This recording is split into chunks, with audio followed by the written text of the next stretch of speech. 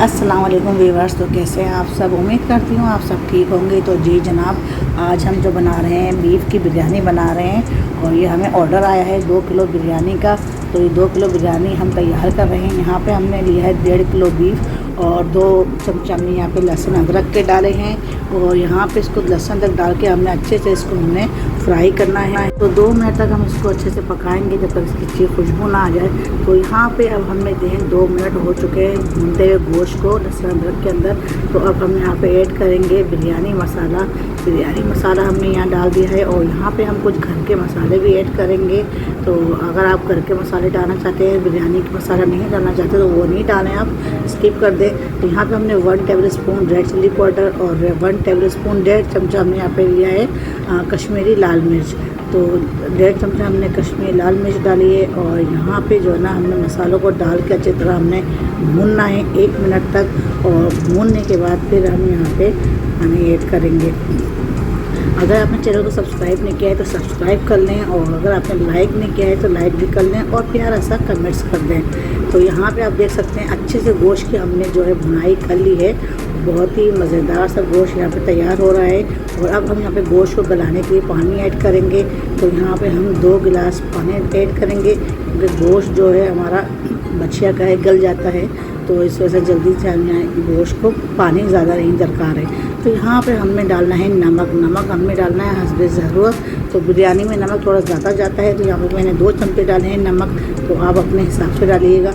अब यहाँ पे हम इसको कर देंगे कवर। अब दूसरी तरफ हम चलते हैं पानी जो हमने बॉईल करने रखा है सारे खड़े गरम मसाले डाल के चावल के लिए। तो यहाँ पे ज़ीरा, दालचीनी, लौंग, काली मिर्च और तेज़पत्ता और बादियान का फूल ये सब डाल के हमने 1 चमचा ज़ीरा भर के हमें डाल दिया और हम पानी में बॉईल करने रख दिया। तो जैसे पानी में बॉईल आता है फिर हम यहाँ पे चावल ऐड कर देंगे और सेला चावल की हम जो है बिरयानी बना रहे हैं। तो यहाँ देखते हैं गोश्त हमारा कहाँ तक पहुँचा है। माशाल्लाह सुभान अल्लाह, गोश्त जो है हमारा भुनाई पे आ चुका है। तो माशाल्लाह बहुत ज़बरदस्त खुशबू आ रही है। यहाँ पे गोश्त हमारा रेडी है और अच्छी तरह गोश्त गल भी चुका है।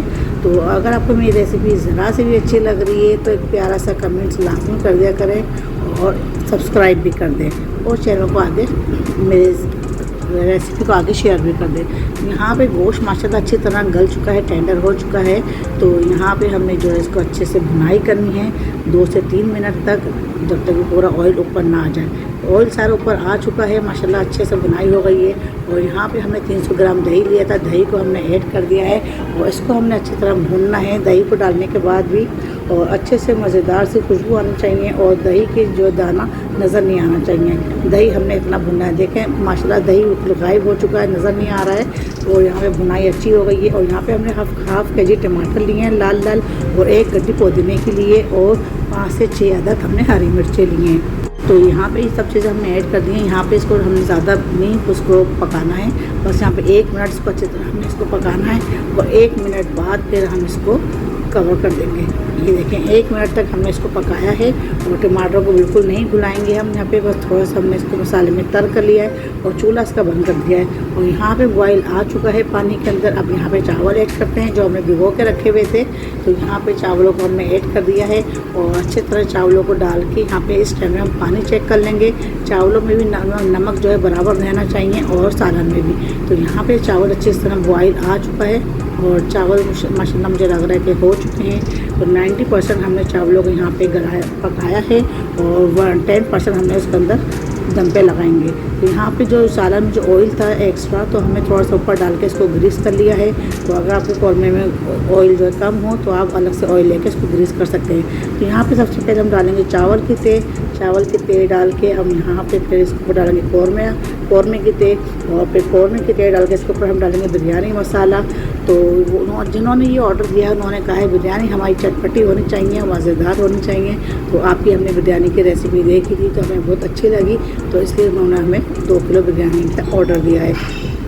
यहाँ पे जो पुदीना और फ्राई प्याज हमने रखी हुई थी वो हमने ऊपर से छिड़क दिया है और यहाँ पे दूसरी लेयर हमने चावलों की डाल दी है और अब दूसरी लेयर हम यहाँ पे कौरमे की डालेंगे। सारा कौरमा हमने यहाँ पे ऐड कर दिया है और यहाँ पे कौरमा ऐड करके कौरमे को हमने थोड़ा पतला इसलिए रखा है क्योंकि हमें जूसी और मज़ेदार सी बिरयानी चाहिए। तो यहाँ पे जो बचा हुआ बिरयानी मसाला था वो भी ऐड कर दिया है और ऊपर से हमने चावल की दूसरी लेयर भी डाल दी है और इसके ऊपर हम डाल देंगे पुदीने की और फ्राई प्याज की छिड़काव कर देंगे ऊपर से।